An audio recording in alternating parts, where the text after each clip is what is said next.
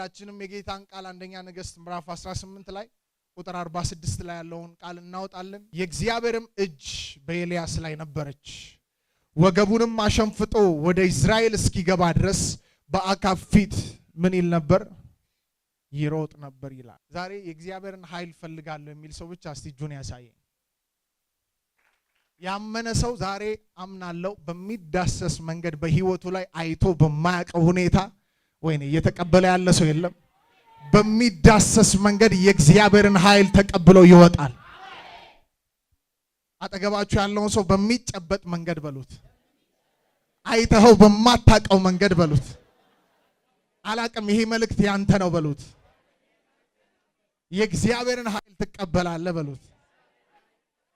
ለደካማ ኃይልን የሚሰጥ መንፈስ በዚህ ቤት አለ። ዛሬ በኢየሱስ ስም በደከማችሁበት ነገር ላይ፣ ተስፋ በቆረጣችሁበት ነገር ላይ፣ በወደቃችሁበት በፈዘዛችሁበት ነገር ላይ የእግዚአብሔር ኃይል በቤታችሁ ላይ ይመጣል። የእግዚአብሔር ኃይል በእናንተ ነገር ላይ ይመጣል። አልችልም ብላችሁ በዘጋችሁበት ፋይል ላይ፣ አቃተኝ ጌታ ሆይ ባላችሁበት ነገር ላይ ሁሉን የሚያስችል የእግዚአብሔር ኃይል የሆነው መንፈስ ቅዱስ ዛሬ የአንድን ሰው ልብ ገፍቶ በጌታ በኢየሱስ ወደ ቤታችሁና ወደ ደጃችሁ ይገባል። አንድ ሰው ጮሆ እስቲ የእግዚአብሔር ኃይል ይበል። ድገሙ፣ አውጁ፣ የእግዚአብሔር ኃይል በሉ። ከመንፈስ ሆናችሁ ይሄን ኃይል ስትጣሩ ዛሬ በአንድ ሰው ህይወት ላይ በጌታ በኢየሱስ እተነብያለሁ። በአንድ ሰው ቤት ላይ፣ በአንድ ሰው አገልግሎት ላይ አይቶ በማያውቀው ሁኔታ የእግዚአብሔር ኃይል በኢየሱስ ስም ይመጣበታል። መንፈስ እያናገረኝ ነው ያለው። ዛሬ ብላቴና ልትሆኑ ትችላል። ትልልቅ ሰዎች በዚህ ያላችሁ የምስራች መልእክት አለኝ። የሆነ ደጅ ይከፈትልሃል እያልኩ ብቻ አይደለም፣ ደጆቹን የሚያስከፍተው ራሱ የእግዚአብሔር ኃይል በቤት ላይና በህይወት ላይ ዛሬ ይፈሳል። አንድ ሰው እስቲ ጮሆ የእግዚአብሔር ኃይል ይበል። አጨብጭቡ እስቲ ለጌታ ክብር። ይኸውላችሁ ሰው የሆነ ደጅ ይከፈትልኝ ብሎ ከመጸለይ ይልቅ የእግዚአብሔር ኃይል ወደ ህይወቱ እንዲመጣ በሙላት እንዲገለጥ መጸለይ በጣም ትልቅ ነገር ነው። ለምን መሰላችሁ? የሆነ ደጅ ይከፈትልኝ ብላችሁ ከምትጸልዩ ጸሎት በላይ የእግዚአብሔር ኃይል በእናንተ ላይ ሲመጣ በፊታችሁ የሚቆም ደጅ አይኖርም። ይከፈት ሳትል ካንተ ላይ ካለው የእግዚአብሔር ኃይል የተነሳ በፊት የትኛውም ደጅ እስከማይዘጋ ድረስ። ምክንያቱም መጽሐፍ እንደዚህ ይላል፣ በፊት እሄዳለሁ ተራራውን ሜዳ አደርጋለሁ የናሱን ደጅ ሰብራለሁ እንደሚል የእግዚአብሔር ኃይል ዛሬ በልዩነት በፊታችሁ የሚሄድላችሁ ሰዎች አላችሁ። አጠገባችሁ ያለውን ሰው ዛሬ በፊት የሆነ ኃይል ይሄዳል በሉት። ወገኖቼ ይህ ኃይል መንፈስ ቅዱስ ነው። መንፈስ ቅዱስ ኃይል ብቻ አይደለም፣ መንፈስ ቅዱስ መለኮት ነው። መንፈስ ቅዱስ ግን ስብዕና የሚገለጥበት መንገድ አለ። ኃይል ሆኖ በአንዳንዶች ህይወት ላይ፣ በአንዳንዶች መንገድ ላይ፣ በአንዳንዶች ስራ ላይ ዛሬ ትላንት አልቀበልም ተብሎ የተዘጋብ ነገር ኃይሉ ሲመጣ አንተን እየፈለገ መምጣት ይጀምራል። አጠገባችሁ ያለውን ሰው ለጌታ ክብር ዛሬ ኃይል ትቀበላለህ በሉት። የቀደሙህን የሚያስቀድም ኃይል ይመጣብሃል በሉት።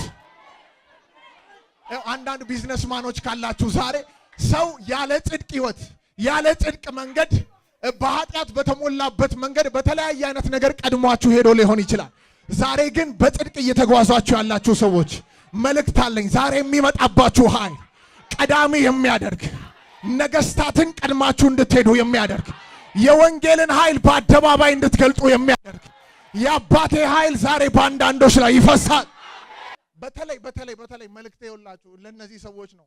በልዩነት እየሄዱ ላሉ ሰዎች ዲብራሃሾቶ ኮቦስ አጠገባችሁ ያለውን ሰው በልዩነት እየሄደ ያለ ሰው በሉት። በልዩነት እየሄዳችሁ ባይሆንም እንኳን ዛሬ የሚመጣው ኃይል በልዩነት እንድትሄዱ ያደርጋችኋል። ግን በልዩነት ጨክናችሁ እየሄዳችሁ ያላችሁ ሰዎች ምን ነው የኔ ነገር ዘገየ፣ ምን ነው የኔ ነገር ጠፋ የምትሉ ሰዎች ዛሬ የሚመጣው የጌታ ኃይል ምርኳችሁን ያስመልሳል። አንድ ሶስት ጮ የእግዚአብሔር ኃይል ይበል። ድገሙ፣ የእግዚአብሔር ኃይል በሉ። ያገኘኛል በሉና አውጁ። ጨምሩ፣ ያገኘኛል በሉና አውጁ። ለብሮኮቶቮስ የማን ኃይል ያገኘናል ዛሬ? የማን ኃይል ያገኘናል? አው አንድ ነገር ደግሞ ጨምራለሁ። ተለማምዳችሁ በማታውቁት መንገድ፣ ሰምተው በማታውቀው መንገድ ዱካ ፕሮሻታሃስ የሆነ ነገር ሰምተ ሊሆን ይችላል የእግዚአብሔር ኃይል ሲሰራ። ዛሬ ግን መስማትን ሰምቼ ነበር፣ አሁን ግን አይኖቼ ተገልጠው አየሁት። እውነት የእግዚአብሔር ኃይል እንደዚህ ያደርጋል። በኔ ህይወትና በኔ መንገድ ላይ፣ በኔ አገልግሎት ላይ፣ በኔ ቢዝነስ ላይ፣ በኔ በሆነው ነገር ላይ ይምጣ የሚል ሰው እጁን ዘርግቶ አሜን ብሎ ይቀበል። አጠገባችሁ ያለውን ሰው በልዩነት ተጓዝ በሉት። ይህ የመጨረሻው ዘመን ነው በሉት። በመንፈስ ዓለም በሉና ትንቢት ተናገሩ። በእግዚአብሔር ዓለም በሉ። ተገልጦ የማይታወቅ ወርዶ የማያቅ ተንቀሳቅሶ የማያቅ ለመጨረሻው ዘመን የተቀመጠ ኃይል በሉና አውጁ። በኔ ዘመን በሉ፣ በኔ ባለውበት ጊዜ በሉ ይወርዳል በሉና አውጁ። ጨምሩ፣ ይወርዳል በሉና አውጁ። ላካቡታራ ቪዲያ ቦስ አንድ ሰው ይውረድብኝ የሚል ሰው እስቲ ለጌታ እልልታ ጭብጨባ ያምጣ።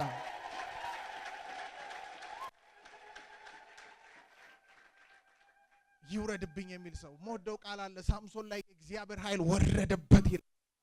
ይኸውላችሁ መሳፍንት ምዕራፍ 15 ላይ አንድ ነገር ሆኗል። ሙሉ እጁና ሰውነቱ እግሩ በሙሉ ታስሮ ነበር። ከዛ በኋላ አስረው ወደ ፍልስጤማውያን ሰፈር የሚወስዱትን ሰዎች እንደዚህ አላቸው፣ እናንተ አደራ አትገሉኝም አይደል ሲላቸው፣ አዎ አንገልህም አሉት። በቃ ውሰዱኝ አላቸው። ልክ ፍልስጤም ሰፈር ሲደርስ ታስሯል እኮ እጁና እግሩ በገመድ ጥፍርግ ተደርጎ ታስሯል ይሄ ሰው። ድንገት ግን የፍልስጤም ሰፈር ሲወርድ የሆነ ኃይል በላዩ ላይ ወረደበት። የሆነ የሚነቀንቅ ኃይል በላዩ ላይ መጣበት። አንድ መልእክት አለኝ። በስራት ውስጥ ልትሆኑ ትችላላችሁ። እስራታችሁን የሚበጣጥስ የእግዚአብሔር ኃይል ዛሬ በእናንተ ላይ ይወርዳል። ሳቅ በላዩ ላይ የእግዚአብሔር ኃይል ወረደበት።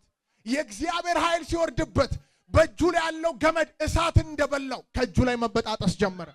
ከዛ ካጠገቡ ያገኘውን ነገር አነሳና ጠላቶቹን 1000 ሰዎችን በአህያ መንጋጋ ከመረ። ዛሬ የሚወርድብህ እግዚአብሔር ኃይል፣ በዚህ ዓመት ቤት ላይ የሚመጣው እግዚአብሔር ኃይል፣ በዚህ ጊዜ ላይ በቢዝነስ ላይ የሚመጣው የእግዚአብሔር ኃይል የጠላትን ሰራዊቶች፣ የጨለማን ሰራዊቶች፣ የዲያብሎስን ልጆች የሚያዋርድ ይሆናል። እንዲህ ይላል ቃሉ፣ 20 ዓመት ሙሉ የእስራኤልን ሕዝብ አሳረፈ ይላል። ለዚያውም እንዲህ ነው የሚለው ቃሉ፣ በፍልስጤን ዘመን 20 ዓመት ሙሉ የእግዚአብሔርን ሕዝብ አሳረፈ ይላል። አጠገባችሁን ያለው ሰው እንደዚህ በሉት፣ በጠላት ዘመን በሉት፣ በጠላቶች ዘመን በሉት፣ አንተ ላይ ከሚመጣው ኃይል የተነሳ የእግዚአብሔር ልጆች ያርፋሉ በሉት። አንድ ሰው አያጨበጭብም? የሚያምን ሰው የማን ኃይል? የማን ኃይል? ዛሬ ያለባችሁን እስራት ሁሉ ይበጥሰዋል። ኃይሉ ሲመጣ ይኸውላችሁ ይሄ ሰው ታስሮ ነበር እንዳለ ግን በጣጠሰው። የያዘ ነገር እንዳትንቀሳቀስ እንዳትሄድ ያደረገ ነገር ዛሬ ከእግሮች ላይ ይበጠሳል። ተስፋ ቃልህን እየያዘ እያለ አዲስ ነገር እንዳታይ፣ እልፍ እንዳትል፣ በእያንዳንዱ ነገር ወደ ተነገረልህ ቃል እንዳትገባ የሚያደርግ የጨለማውን አሰራር ዛሬ ይሄ ኃይል ያፈርሰዋል። አንድ ሰው እጁን ዘርግቶ ይፈርሳል ይበል። ድገሙ፣ ይፈርሳል በሉ። አጠገባችሁ ያለውን ሰው በልዩነት ትጓዛለህ ዛሬ በሉት። እነዚህ ሰው ለአማኞች የሚሆን ቃል ነው። በልዩነት ትጓዛለህ በሉት።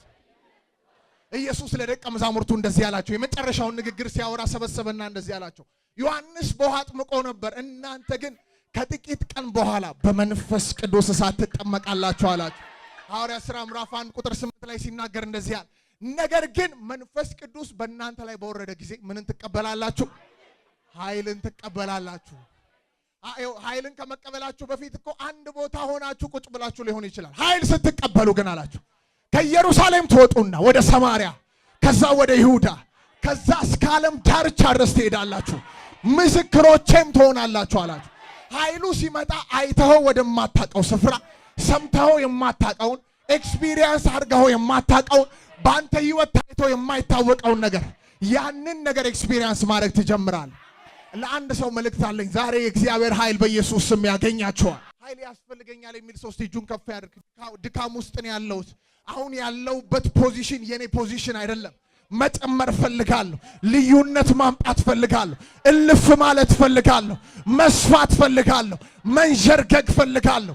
ካለሁበት ስፍራ ወጥቼ የጌታ ክብር ወደሚገለጥበት፣ ወንጌል በአደባባይ ወደሚሰበክበት፣ የጌታ እጅ በሙላት ወደሚንቀሳቀስበት፣ አይቼ ወደማላቀው ስፍራ መግባት ፈልጋለሁ የሚል ሰው አብሩካ ታቪዲያ ኮምባራሃሽ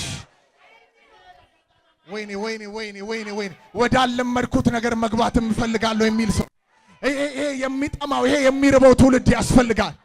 እስቲ አንድ ሰው እልፍ ይበልና ወደ አላሰብኩት ቦታ ገባለሁ በለው። አዎ የሚያስገባህ የእግዚአብሔር ኃይል ነው። እልፍ የሚያስደርግ የእግዚአብሔር ኃይል ከተፈጥሮ በላይ የሚያደርግ ከሰው አስተሳሰብ በላይ የሚያደርግ ከተሰመረልህ መስመር በላይ የሚያደርግ ከታቀደልህ እቅድ በላይ የሚያደርግ ኧረ ይሄን ቃል ተቀበሉ በጌታ በኢየሱስ ስም። ናካቡታ ካቪዲያ ቦሽ ሊስ ፕሮቮኮሆስ በመንፈስ ይሄን ቃል ተቀበሉ። ከግራችሁ ላይ የሆነ ነገር እየተነሳ ነው ያለ። ከእጃችሁ ላይ የሆነ ነገር እየተነሳ ነው። ሊሚቴሽን እየተነሳ ነው ያለ። የወንጌልን ሥራ የሚያደናቅፍ ነገር እየተነሳ ነው። ተስፋ ቃላችሁ ዳር የተቀመጠ ዘንዶ እየተገደለ ነው። አንድ ነገር ልናገር፣ ይሄን ነገር ልብ ብላችሁ ስሙኝ። ትውልድ የእግዚአብሔር ኃይል በሙላት በህይወቱ ላይ እንዲገለጥ ለእግዚአብሔር የተለየ ሰው መሆን አለበት። አሜን አሜን። ትውልድ የእግዚአብሔር ኃይል ቅድም ተናግሬያለሁ። የእግዚአብሔር ኃይል መንፈስ ቅዱስ የእግዚአብሔር ኃይል በሙላት በህይወቱ ላይ እንዲገለጥ ለእግዚአብሔር የተለየ ሰው መሆን አለበት። ዛሬ የተለዩ ሰዎች መልእክት አለኝ። በተለያየ አይነት ነገርም ደግሞ እንዳትለዩ የተያዛችሁ ሰዎችም መልእክት አለኝ። የሚለይ ኃይል ይመጣባቸዋል። የተለያችሁ ሰዎች ደግሞ ካላችሁበት ስፍራ ዘሎ መንጥቆ የሚያወጣ ይሄ ስፍራ አይደለም። ማካብረሆ ፎቶሆስ ኃይሉ ሲመጣ የሚከለክል ማንም የለም። ጠላት እንኳን ከዚህ ቦታ አትነሳም ቢል አይኑ እያየ ካለህበት ቦታ የምትጨምርበት ቦታ ላይ ትገባል። ልብ ብላችሁ ስሙኝ። በክርስትና ህይወት ላይ በልዩነት ኖረን በልዩነት የእግዚአብሔርን ኃይል በህይወታችን ላይ ለመግለጥ የልዩነት እንቅስቃሴ ምን ይላል ያስፈልጋል። አሜን አሜን። ቀደም ያነበብኩትን ቃል ላይ መጣለው፣ ግን መሳፍንት መጽሐፍ ላይ መንፈስ ቅዱስ ስለሚወስደኝ ነው። እኔ ስለ ኤልያስ ብቻ ነበር ልናገር የነበረው። መሳፍንት መጽሐፍ ላይ ግን የተናገርኩት ሰው አለ፣ ሳምሶን የሚባለው ሰው። ሳምሶን ወደዚህ ምድር ከመምጣቱ በፊት እናቱ መካን ነበረች። የእግዚአብሔር መልአክ ለእናቱ ተገለጠና እንደዚህ አለት፣ አንቺ መካን ነሽ፣ አዎ አውቃለሁ፣ ነገር ግን ወንድ ልጅን ትወልጃለሽ። ይሄ ወንድ ልጅ እንደሌላ ወንድ ልጆች አይደለም፣ ምንም ነገር አይጠጣ፣ የሚያሰክር ነገር፣ የተለያየ አይነት ነገር አንቺም አትውሰጂ፣ እሱም አይውሰድ፣ ጸጉሩ አድጎ እስከ መጨረሻው ድረስ እንዳይቆረጥ። መልአኩ የተናገረው ነገር ልጁ በምን እንዲኖር? በልዩነት እንዲኖር ትእዛዝ ተሰጣቸው። ደግሞም ለባለቤቷ ተመልሶ ተገለጠ። መልአኩ ተገልጦ ተናገረ፣ የሚገባውን ነገር ለሷ የነገራትን ነገር መልሶ ተናገረ። ይሄ ሰው መሳፍንት መጽሐፍ 13 አካባቢ ላይ እንደተወለደ ይናገራል። ልክ ከተወለደ በኋላ አደገ ይላል። ይሄን ሰው የሚገርማችሁ ነገር የእግዚአብሔር ኃይል የሆነው መንፈስ ቅዱስ በኤሽታኦል ሸለቆ እየመጣ ያነቃቃው ነበር ይላል። እየመጣ ምን ይለው ነበር? ያነቃቃው ነበር። ሳምሶን በልዩነት ነበር የሚጓዘው። ሳምሶን በልዩነት ነበር መንገዱ። የሳምሶን መንገድ ወጣ ያለ ነበር። እንደሌላው የሚያረክስ ነገር አይጠቀምም። እንደሌላው ሌሎች በእነሱ ህይወት ላይ አስደሳች የሚሏቸውን ነገሮች አይጠቀምም። ግዴታ ነው። የኃይሉ መንገድ የቅባቱ መንገድ ይሄ ነው። አሜን አሜን። አማኝ በክርስትና ህይወት በሁላችንም ህይወት የታየው ክርስቶስ ዓለማትን ከመፍጠሩ በፊት የታየልን ግብ አለ። እያንዳንዱ ግብ ደግሞ ክርስቶስ ኢየሱስ በእኛ ህይወት እንዲገለጥ ነው። የልጁ መልክ በእኛ ህይወት ምን እንዲል ነው? እስቲ እንዲገለጥ ነው በሉ። አዎ የሆነ ነገር ሰርተን የሆነ ነገር አድርገን ማለፍ ብቻ አይደለም። በምንሰራበት ቦታ፣ በምናገለግልበት ቦታ፣ በምንንቀሳቀስበት ቦታ ሁሉ በእኛ ውስጥ ያለውን የወንጌል አደራ፣ በእኛ ውስጥ ያለውን ኢየሱስ የሆነውን ወንጌል መግለጥ አለብን። ይሄን ለመግለጥ ደግሞ በኃይል ዛሬ እግዚአብሔር ኃይል በአንዳንዶች ላይ ይመጣል።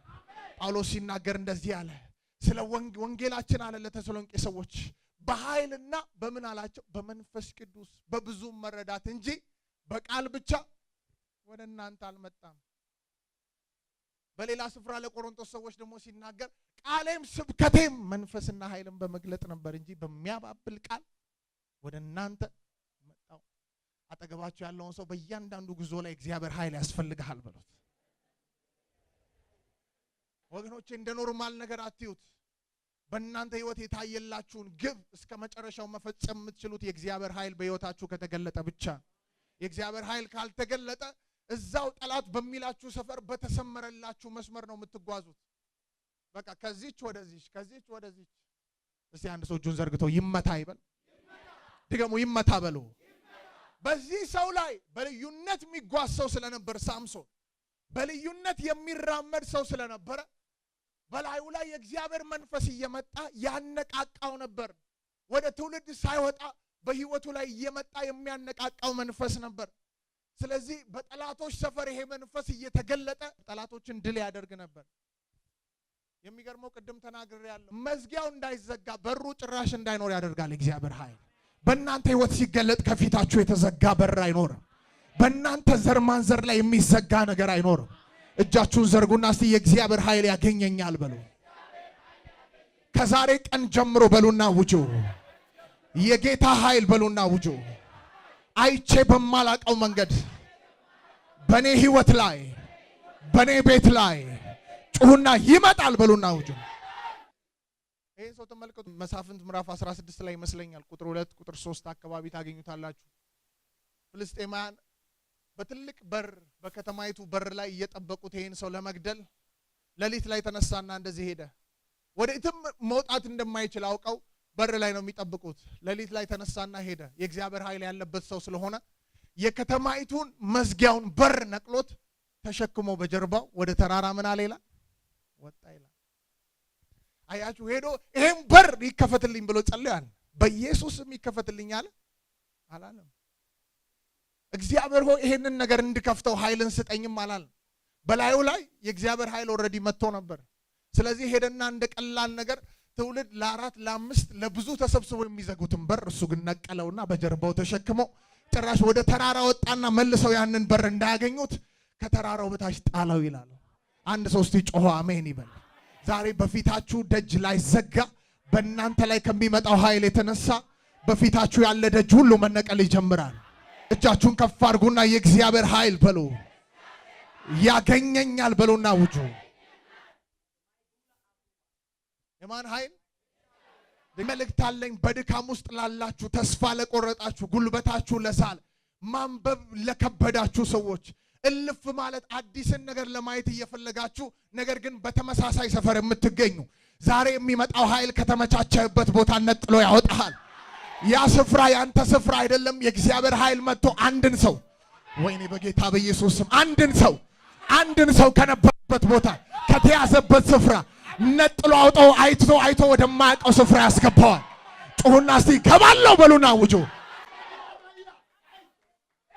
በቃ ኃይሉን ተገናኘው። ይሄው የሆነ ገፍቶ የሚያወጣ እጅ ይመጣል የምትሉ ሰዎች ካሎ ዞብራ ባካራ ቪዲያ ቦሽ ከታሰራችሁበት ነገር የሚያወጣ እግዚአብሔር እጅ ዛሬ ይወርዳል።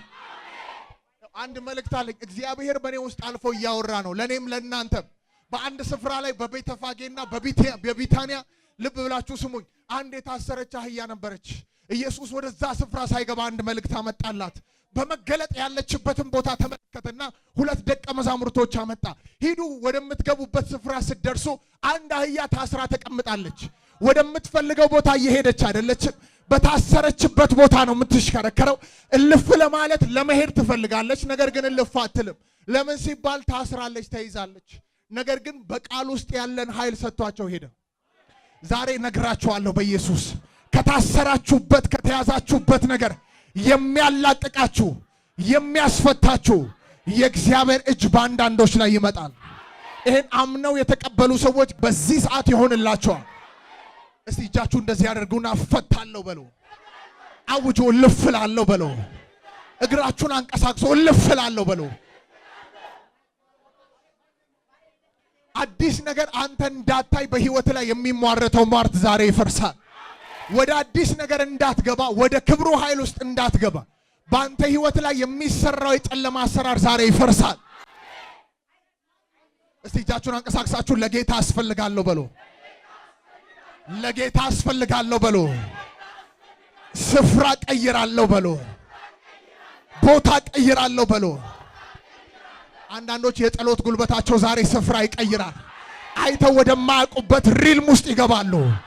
ገብተው ወደማያውቁበት ሌቭል ውስጥ አንዴ ማኮቦቶ ኮቮሆስ ሊካብሩሽ ታላቪሪያ ቦስ ይሄን የትንቢት ቃል የሚያስፈስም የእግዚአብሔር ኃይል በዚህ ቤት አለ። እጃችሁን ዘርጉና እስቲ አሜን ብላችሁ ተቀበሉ። በቃ ተነክቷል ያገኘኛል የሚለው ጩኸታቸው ራሱ አጠገባቸው ካለው ሰው በልጦ ናክሩ ባህዲ ያለው ሰይ ግን አምናለሁ እነዚህ ሰዎች በጌታ በኢየሱስ ስም ዛሬ ኃይል ያገኛቸዋል። አሁን ይሄ ቃል የፈጠረው አትሞስፌር አለ ወገኖቼ። ቃሉ በሚሰበክበት ሰዓት የሚፈጥረው አትሞስፌር አለ። በዛ አትሞስፌር ውስጥ የእናንተን ነገር ስታነካኩት አቤለ ከቬቴሮ ሻታካ ብሮሆስ አንድ ሰው እስቲ ጮኸ አሜን ይበል። ቆይ የሆነ እሳት የሚቀጣጠልበት ቦታ የሆነ ነገር ለእሳት ለመቀጣጠል የሚያመች ነገር አምጥታችሁ ብታረጉበት እንዴት ነው የሚሆነው? በአንዴ ሙሉ ነገር ይለኮሳል። ዛሬ የጌታ ኃይል አንዳንዶችን ለኩሶ ይወጣል። እስቲ ይፈልጋለሁ የሚል ሰው ብቻ እጁን ከፍ ያድርግ። ኃይል ያስፈልገኛል የሚል ሰው ኃይል ያስፈልገኛል። ለደካማ ኃይልን ይሰጣል። ጉልበት ለሌለው ጉልበትን ይሰጣል። ብላቴናዎች ይደክማሉ፣ ይታክታሉ። እግዚአብሔርን በመተማመን የሚጠብቁ ግን ኃይላቸውን ያድሳሉ። እንደ ንስር በክንፍ ይወጣሉ፣ ይሮጣሉ፣ ይሄዳሉ፣ አይታክቱም፣ አይደክሙም፣ ይበረታሉ። አምነው የመጡ ሰዎች ዛሬ እግዚአብሔርን እየተማመኑ ያሉ ሰዎች አጠገባቸው ያለውን ሰው ነካ አድርጉት፣ በደንብ ንኩት። ሚካብሎቮሽ የእግዚአብሔር እጅ በኃይል ወረደችበት የሚል ስፍራ የእግዚአብሔር እጅ ወረደችበትና የእግዚአብሔር እጅ በኃይል ወረደችበት ይለያያል። አሜን አትሉ?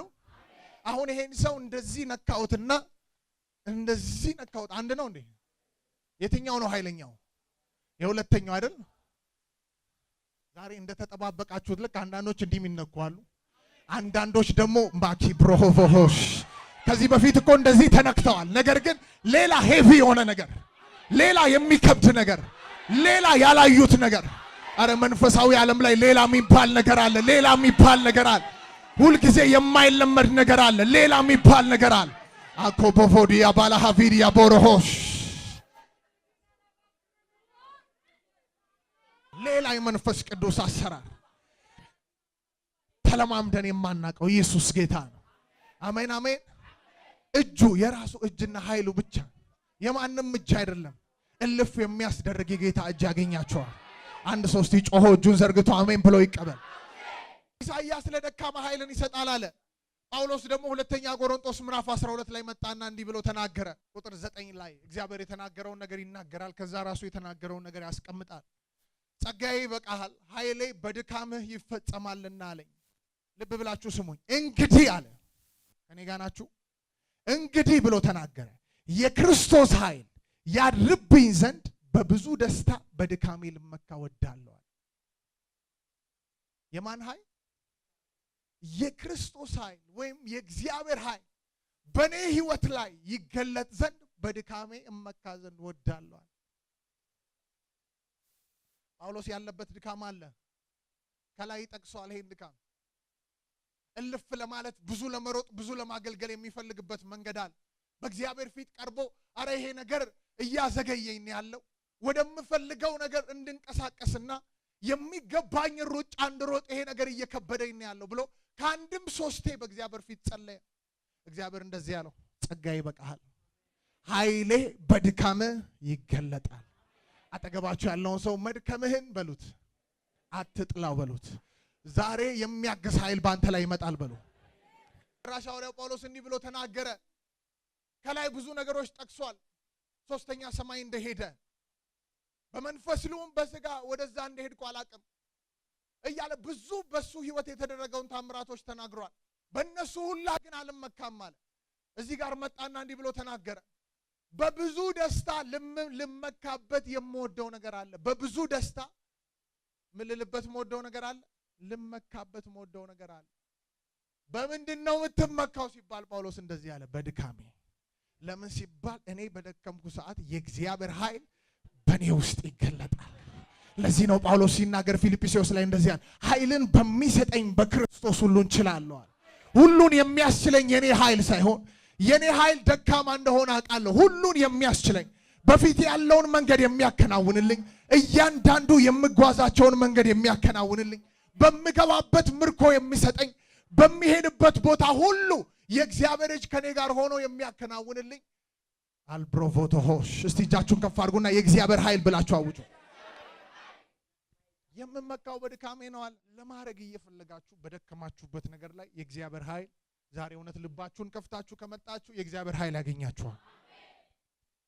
መጸለይ የምፈልጋችሁ መጸለይ የማትችሉ ቃሉን ማንበብ ቃሉ በህይወታችሁ ላይ በሚገባ እንዲገለጥ እየፈለጋችሁ ቃሉ ግን በእናንተ ህይወት የማይገለጥ በእያንዳንዱ መንገድና በእያንዳንዱ ጉዞ ላይ ስኬታማ ለመሆን እየፈለጋችሁ ነገር ግን በድካም ውስጥ ሆናችሁ እያንዳንዱ ነገር የሚጨነግፍባችሁ ሰዎች ከዛሬ በኋላ ስትወጣ ያንተን ኃይል ሳይሆን ያንተን ጥበብ ሳይሆን የጌታን ኃይል ተሸክመ ትወጣል። ያን ጊዜ በፊት የሚቆም ነገር የለም። ያን ጊዜ በፊት የሚቆም ተራራ የለም። እያንዳንዱ ነገር በጌታ በኢየሱስ ስም ይከናወናል። ዛሬ በእግዚአብሔር ኃይል የሚረሰርሱ ሰዎች አሉ። እስቲ በእግዚአብሔር ኃይል ረሰርሳለሁ በሉ። አሜን አሜን። በእግዚአብሔር ኃይል ረሰርሳለሁ በሉ። ዝናብ ከሰማይ ወርዶ መሬትን ታፈራና ታበቅል ዘንድ ያደርጋል። ልክ አይደለም ይሄ? ገበሬ ምን ዝናብ በሚያይበት ሰዓት ዝናብ ከዘነበ በኋላ አንድ ነገር ያውቃል። የሚያውቀው ደግሞ ምድር ምላሽ እንደምትሰጥ። ምድር ምላሽ አትሰጥም? ዝናብ ከዘነበ ምድሪቷ ታፈራለች፣ ታበቅላለች። ምድሪቱ ስለረሰረሰ የሚገባውን ፍሬ ምድሪቱ ለትውልድ ይሰጣል፣ ለፍጥረታት ይሰጣል። አሜን ነው። ይኸውላችሁ በመንፈሳዊ ዓለም ላይ የእግዚአብሔር ኃይል በእናንተ ላይ ሲፈስ በፍጥረት ዓለም ዝናብ ዘንቦ መሬቱ ምላሽ ከሰጠ የእግዚአብሔር ኃይል በእናንተ መንፈስ፣ በእናንተ ህይወት፣ በእናንተ ቢዝነስ፣ በእናንተ አገልግሎት ላይ ዛሬ የሚፈሰው የእግዚአብሔር እጅ ኦኮቶ ቮሆሎሲ ብራባካራ ቪዲያ ቦሽ የሚፈስባችሁ የእግዚአብሔር እጅ የደረቀው ነገራችሁ ምላሽ እንዲሰጥ ያደርገዋል። የወደቀው ነገራችሁ ምላሽ እንዲሰጥ ያደርገዋል። የሞተባችሁ ነገር ምላሽ እንዲሰጥ ያደርገዋል። ፍሬ ያጣው ነገራችሁ ፍሬ እንዲሰጥ ያደርገዋል። የደረቀው ነገር እንዲለመልም ያደርገዋል። አንድ ሰው ይሄ ቃል በህይወቴ ላይ ይሰራል የሚል ሰው ሲቆም እጁን ዘርግቶ አሜን ብሎ ይቀበል። ፍጥረታዊው ዝናብ ዘንቦ ምድርን አረስርሶ ምድር ምላሽ እንደሚሰጥ መንፈሳዊ ዓለም ላይ አሁን ዛሬ የሚዘንብባችሁ የእግዚአብሔር ኃይል ትላንት ያልተሳካውን ነገራችሁ እንዲሳካ ያደርጋል። ትላንት የቆመባችሁን ነገር እንዲቀጥል ያደርጋል። አንድ ሰው እስቲ ጮሆ የእግዚአብሔር ኃይል ያገኘኛል ይበል። ጨምሩ እስቲ የእግዚአብሔር ኃይል ያገኘኛል በሉ።